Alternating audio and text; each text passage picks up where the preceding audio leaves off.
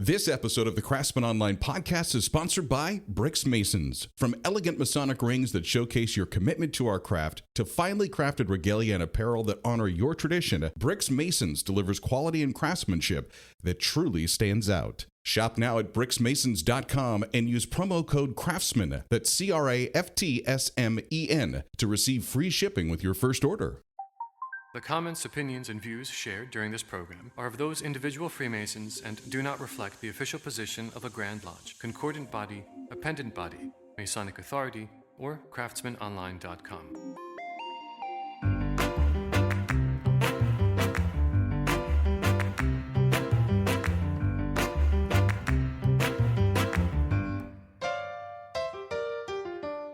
Welcome to the Craftsman Online podcast, the only 5-star rated Masonic podcast endorsed by the Grand Lodge of New York. Hey, welcome back. It's Right Worshipful Michael Arce, and you've joined us for an episode on the Metropolitan Grand Lodge of London. We're going to be traveling with one of my favorite Masonic traveling men. That's Right Worshipful Anthony Prizzia. Like I've said before, I want to live Anthony's life. He always finds a way to weave Freemasonry into his travels, whether it's personal or business. And on this episode, we're going to be exploring the Metropolitan Grand Lodge of London, the only Grand Lodge he's visited that has a pub in it. Yeah, you can learn more about that. Plus, find out how it compares to some of our Grand Lodges here in the United States. Hear what it's like driving on the wrong side of the road. And of course, Anthony's going to take us along during his tour of Stonehenge. So join me in welcoming back our traveling man, Brother Anthony Prizzia. Hey, Anthony. Thank you for having me. It's been a little while, but I'm glad to be. I'm finally in one spot for a few minutes. Yes. He's a tough guy to get to stand still. If you follow him on Instagram, I've said this out loud to you, and I've even posted it on your account. Like, I want to live your life with all of the traveling that you do, both professionally and just personally. And that's kind of the subject of this podcast, is you had gone over to England and wrote a really nice traveling man blog article for us at craftsmanonline.com on your experiences at the Metropolitan Grand Lodge. Why don't we start there? Was this a family trip, or were you jet setting, or what was going on? Originally, it was for work. I won a contest. So I grabbed my daughter and my girlfriend, and we said we're going to take a little trip, go see London. And I wanted to let them see the Grand Lodge. I wanted them to see a few Masonic events when we're traveling, just for them to see a little more of what I do behind the scenes here. So let's get some of the American tourist questions out of the way. What's it like driving on the other side of the road? God awful. So I wasn't supposed to drive. I was going to take a train, but then the train ticket was extremely expensive to come from Manchester to London. And I rented a car that was stick shift on the wrong side of the car. So I'm shifting with my left hand and I'm on the wrong side of the road. And the hardest part, I think, as being a New Yorker, is you can't speed because there's cameras every so many half mile or a quarter mile. And if you speed in between those cameras, you automatically get the ticket. You can't fight it. There's nothing. Just that was the most challenging part, I think. I have a little bit of a heavy foot, and that if I do get a chance to visit England, I will let somebody else do the driving, because that would be. I'm sitting here in my head going, I don't know if I could do left hand, left shift. That would be so weird. I mean, I got used to it, but when you get on the smaller roads or those side roads in the smaller towns, it was hard to tell which roads were one way and which roads were two ways. Because people park any which way they want. And people park very strange, and there's no real parking rules. So you really had to be on your toes, because you could get yourself into trouble really fast, one on the wrong side, or you could even, pedestrians, because you're looking for them on one side, and then you're not expecting them to cross the road, and it was very challenging for the first time. Yeah. So I'm hoping that brothers that are listening to our podcast that are New York Masons have had the honor of visiting the Grand Lodge of New York. I'm very proud every time I get to walk in there. I love that building. It's just got so much history, the prestige that's there. It's a beautiful building in Manhattan. It's also open to the public if you just have a casual interest in Freemasonry and you want to take a tour of a Grand Lodge building. I couldn't suggest a better one. Anthony, you've got the title traveling man for us here at Craftsman Online. What other Grand Lodges have you visited, and what were your experiences there? I've been really fortunate. Due to my work being in the wine world and traveling all over for wine, I always kind of make it a point, if I'm in a city or a different state or a different country, I always try to find the Grand Lodge. I always try to find an open lodge that I could go and sit and participate in a meeting. I was like, one was really hard to find, but it was in Italy. I drove all around the Grand Lodge of Italy. It was in Rome, just outside, and I couldn't get in. It was completely locked up. No one was around. All I got to see was the outside. But then other times, I've had some really fun experiences where, like Tennessee Grand Lodge, got a private tour by a past grandmaster who just happened to be in the building. And then the same exact thing happened when I was in Georgia right before lockdown. I was there 2 weeks before COVID just locked everything down and there was no flies. And I got a private tour from one of the past grandmasters, and gave me a behind the scenes tour of Grand Lodge right there in Atlanta, Georgia, which was really, really fun. Like our lodge, our Grand Lodge in New York, the Grand Lodge of Pennsylvania is also open to the public, and they have regular tours.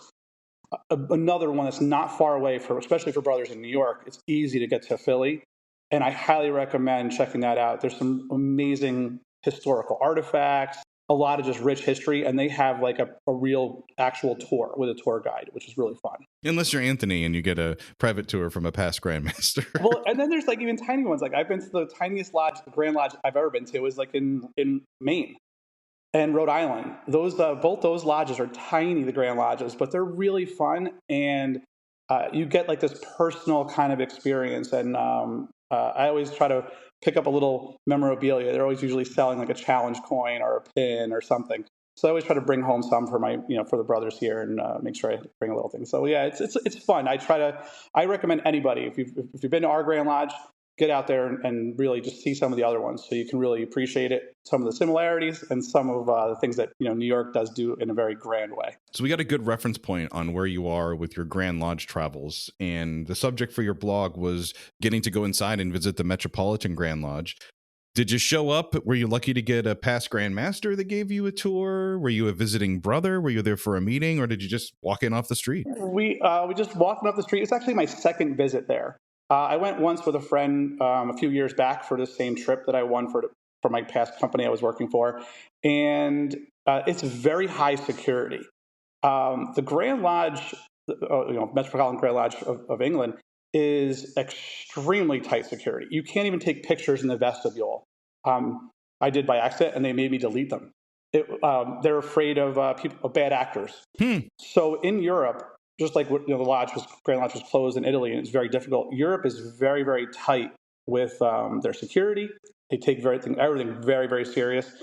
But when you do get past security, you can go and get a guided tour with an audio, which is awesome. And I highly recommend that, because it gives you in-depth history about all the artifacts. It walks you through step by step every portion of the museum.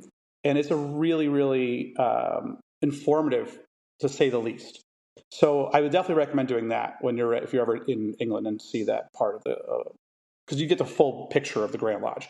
And I say full, you're only really seeing about 2/3 of the building. 1/3 is really still hidden just for the members of that Grand Lodge, or members of the Grand Lodge of England. Even for me, as a traveling, right worshipful, I was not allowed access without someone vouching for me or to get me behind the scenes, and there was no one there that was willing to do it that day. Still, 1/3 is mystery to me. What made you decide to go visit this Grand Lodge? I know that there's a lot of Masonic landmarks and historical places in London.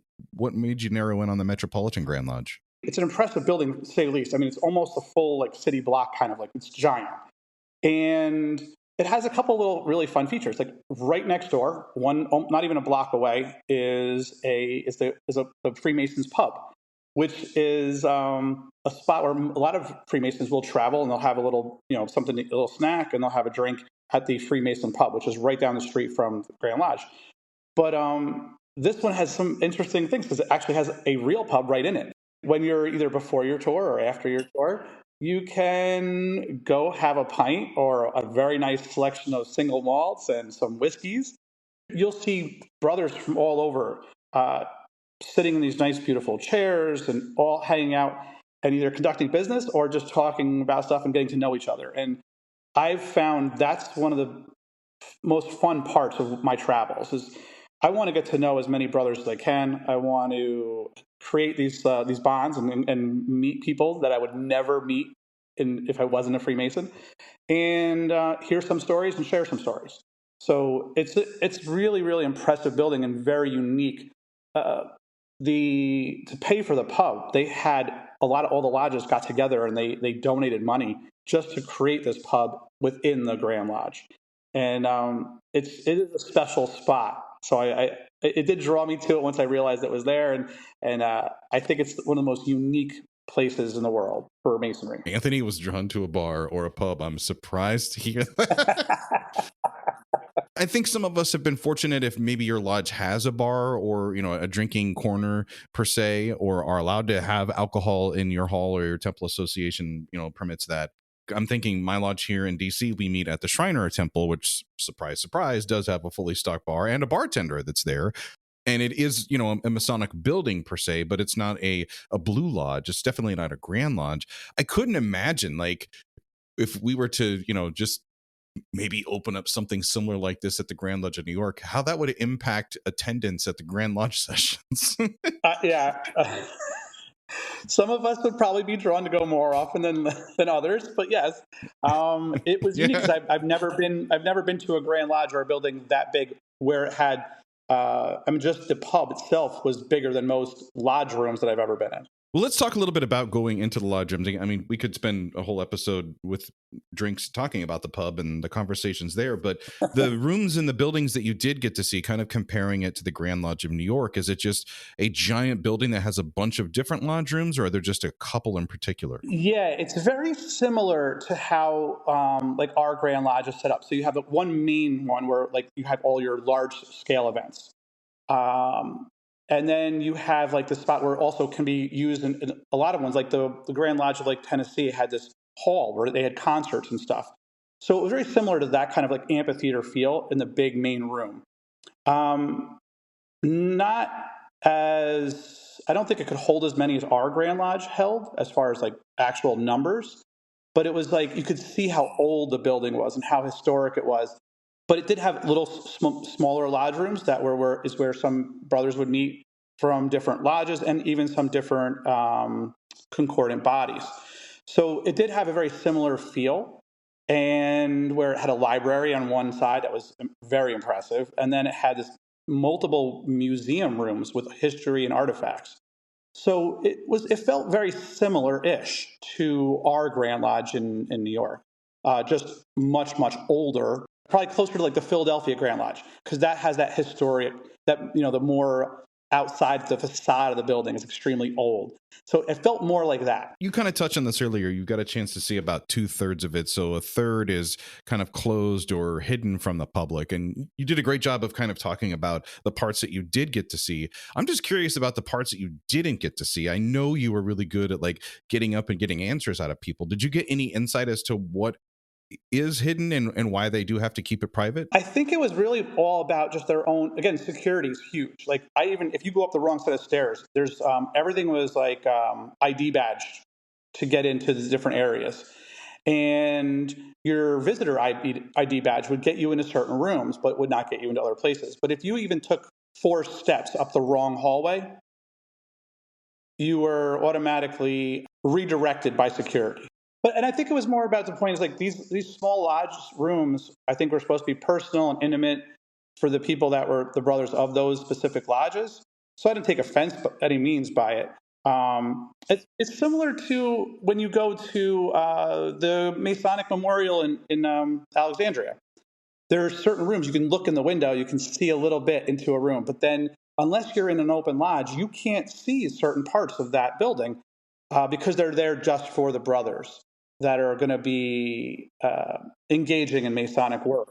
So I think it's very similar to that as well. Yeah, and that's a good point, and that's also another place that we should get a talk about, because I have been fortunate enough to make friends with some of the tour guides at the George Washington National Masonic Museum in Alexandria, and they've taken us and done the stop on the tour that they don't do anymore, which is the York Rite floor where there's the commandery and you get to see all of the neat stuff that's there as well. And you're like, wow, it's a very tiny little chapel, but very special.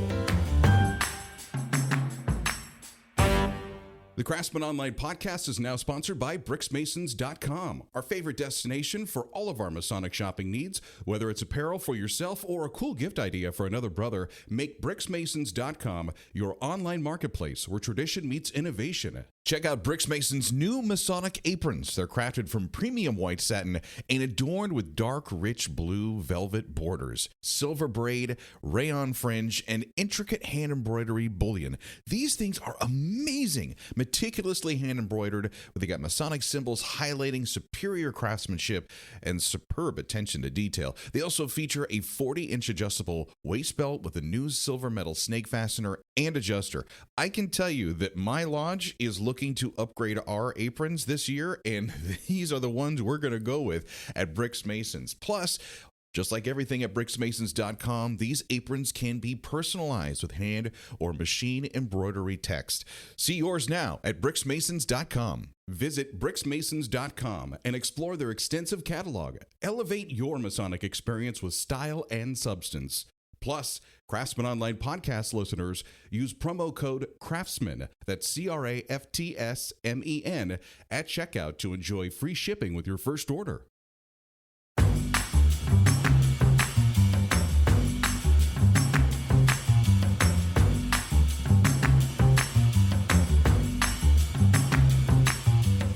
So back to the Metropolitan Grand Lodge. When I hear the term grand, and that's with the capital G, grand, I think of like big, beautiful rooms, as you talked about. The Grand Lodge in New York, we have that giant room that has the top of the ceiling. I love to tell new brothers it's their first time visiting there. I'm like, look up, the other one of these. There's a carbon copy, and it's on the bottom floor of the ocean in the Titanic. Couldn't get more ornate with some of our furniture and furnishings. You shared some photos from your tour of the Metropolitan Grand Lodge building in your article on craftsmanonline.com. Were there any particular areas or objects that caught your interest that maybe you weren't able to capture with your camera? Like when you first go into the museum area, or you can see like there's like chairs and ornate furniture that past Grand Masters of the Grand Lodge of England utilized, that are encased in glass. And so like there's impressive pieces of like architecture and just craftsmanship from all around the world. And then there's like these gifts that were given from one Grand Lodge to the other, and you could see these giant all encrusted silver and gold like platters and service trays. It's hard to say what was your favorite, because everything was just so impressive all the way around.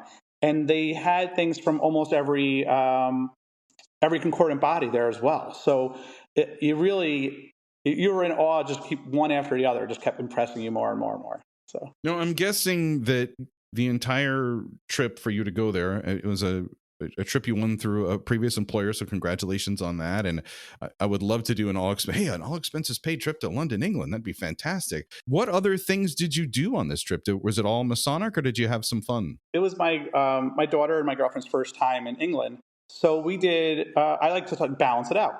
So we did the eye. So we went up on the eye, which was really cool. I didn't even realize how cool that experience was going to be. The viewpoints are just amazing. But we also got to go to Stonehenge and learn all about how, or maybe some of the theories of how those stones were erected and put and why they were there. So we did a lot of history. I went to the actual Museum of London, which our friends always joke about it being the world's largest building of stolen artifacts, because it was mostly things that they took during their conquers. Got to see that for a little bit. And then there was one other really interesting Masonic stopping point for us, because and especially us being from New York, there's an obelisk called Cleopatra's Needle, which is two identical obelisks. One was given to the United States, so one was given to England from Egypt. That one's right there in London, and the other one is in Central Park in Manhattan. The only reason why we know these have a little bit of a tie back to Masonry is at the time the admiral was in charge of the moving this giant obelisk from Egypt on a ship. When they were unearthing the pedestal that it was sitting on, all the tools of masonry were hidden and buried underneath the pedestal that this 2,000-year-old BC obelisk was resting upon. We know that some sort of operative Masons left those artifacts there on purpose. They were encased and put there specifically so if someone ever found them, this was going their way of deeming this was a Masonic structure or artwork that was created. So it does give most people will say that yes, Masonry does have some proof that we were around 2,000 years, BC. So it's an interesting little fun piece, and it's a nice little stopping point. So we did get a chance to go there, take some pictures as well. So it's definitely something, depending on which one's closer to you, Cleopatra's Needle, either in London or in New York City. I liked making it a part of any Grand Lodge visit. When I, go down for the Grand Lodge session, I'll go through the park and go look at that. And it's just kind of unfortunate with how you think about how old that is and how weather and, what's going on with the climate changes and, the erosion, and it's starting to fade a little bit. You can definitely, some of the objects are a little harder to make out. But one picture that is just like burned into my head at the Grand Lodge in the Livingston Library is they have the parade images of when that was dropped off in New York City and all of the Masons that met at the Grand Lodge building and walked there. Yeah, it's pretty impressive. There's actually a video out there too. I know it's on YouTube somewhere, and if you can Google like the Cleopatra's Needle, and it should come up. And it's just amazing documentary of how they found it, how they identified it was an artifact that has Masonic ties, and it's a really informative thing. So I definitely, anyone who's interested in Egyptology or Masonry, I think could equally benefit from checking that out. I want to talk to you about Stonehenge because I feel like you got a chance to see a lot of the things that for many of us, we only see in TV shows or in movies. What did you think of that? What were some of the explanations, and how big are those blocks? They're monstrous. It's huge. And what was the really interesting part is the stone how that stone doesn't exist anywhere in that area. They know where the stone came from. And if you're in the room, because there's many tours that are happening all at once, and it was really funny. You could listen to one or two of the tour guides. Every single one had a different explanation or opinion how the stones got there and how they were erected. So, and ours gave up pretty plausible. It sounded reasonable to me. Was they rough cut the stones and then they moved them there when the rivers were frozen. Okay. Because the weight of them at the time would have been too big and too heavy for any boats that they actually had at the time. They did some kind of let's myth busting, if you will.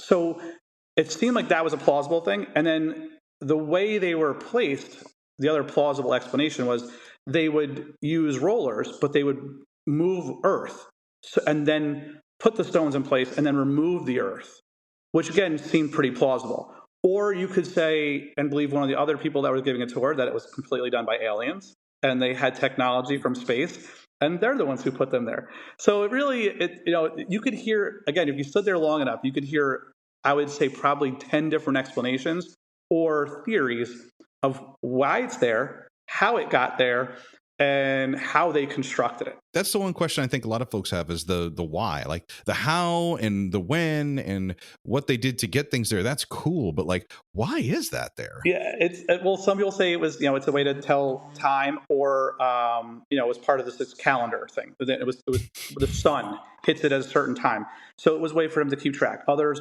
where it was ritualistic, and this is how they celebrated or worshipped with whoever they were worshiping at the time. So again, there's really no definitive. No, I don't think there's anyone that could say, oh yeah, there's 500 people agree on one theory. I think everyone has a little bit of a different theory when I was there listening, and it was really interesting. We took a little bus tour. It's better part of a day. I mean, it takes a full, probably 6 hours to do the entire trip there and back because it's very far outside of England or London. But it was really worth it, and I can't say I would recommend that. You have to do it at least once just to see it for yourself. It's extremely impressive. A good travel story. I like your travel stories. My favorite one from you was when you visited a lodge in Mexico and did a lodge dinner with them that went until about 2 a.m. Which that one I think is an all-time Clubhouse leader favorite. But you have bumped up the interest in wanting to go travel and visit London. It was a place that on my thing was like, down the list, I think I'd rather go to Japan first or France or Italy, as you had mentioned. But now I'm thinking of it a little bit more. So if there's, a listener or maybe another brother who's thinking about this, like, help us out. What are some must-see things? What are some to-do places we should go? London, I just want to, I have friends and people who follow me on Instagram and Facebook. They'll send me messages all the time. Like, hey, I'm going someplace. Where am I going to go eat? Where am I going to go drink? What am I going to go see? So I do document it pretty well on my Instagram or Facebook, and also in Google. I have people that follow me on Google, and they see all the little different places I've been. But everyone has to do, like, you find out something that maybe responds to you or resonates with you. Like, if you love boxing, there's a bar called The Ring, and it's almost like a boxing Hall of Fame in England. So like a dive bar. If you love Alice in Wonderland, the pub where that was either written or parts of it were written is a whole theme, and each room has a different little area dedicated to Alice in Wonderland.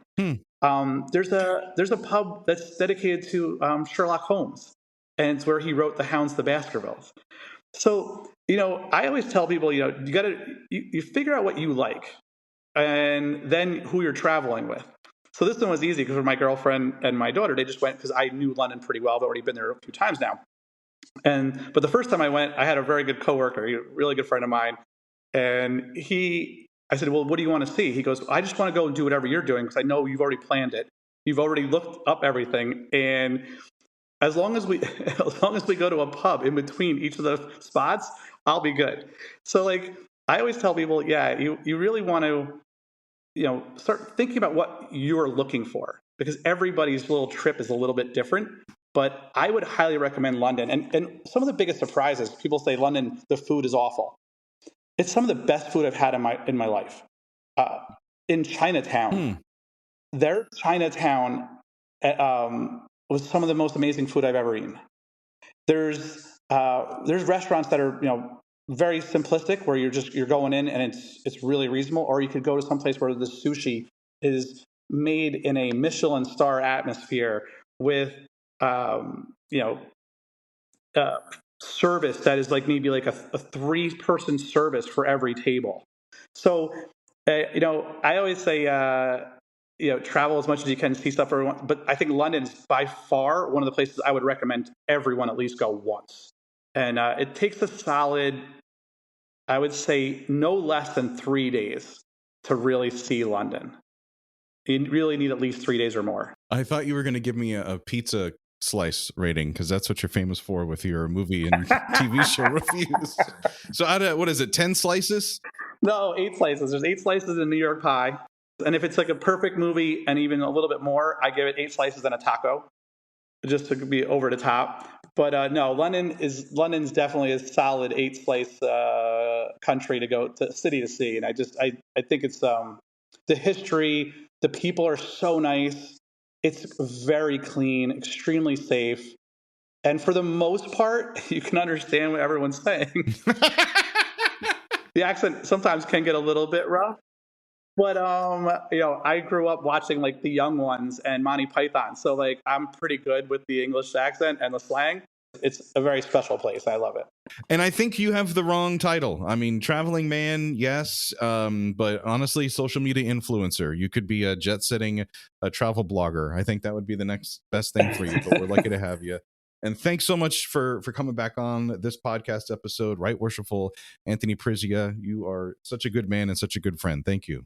Thank you very much. It's a pleasure to be here, brother, and I hope to see you in person soon, so we can travel together for a little bit. That's going to do things for this episode of the Craftsman Online Podcast. If you enjoyed it, make sure you follow us on Spotify or hit the subscribe button on Apple Podcasts to get new episodes every Monday morning. This is Right Worshipful Brother Michael Arce. I have sincerely enjoyed our time together. I want to let you know that we are now previewing our episodes. Yeah, you can watch what happens when we have conversations with Anthony and other brothers on our YouTube live stream. Sit in on our tape recordings of a future Craftsman Online podcast episode. Just make sure to find Craftsman Online at YouTube. Hit that subscribe bell and get notified the minute we go live. Until next time, let peace and harmony prevail.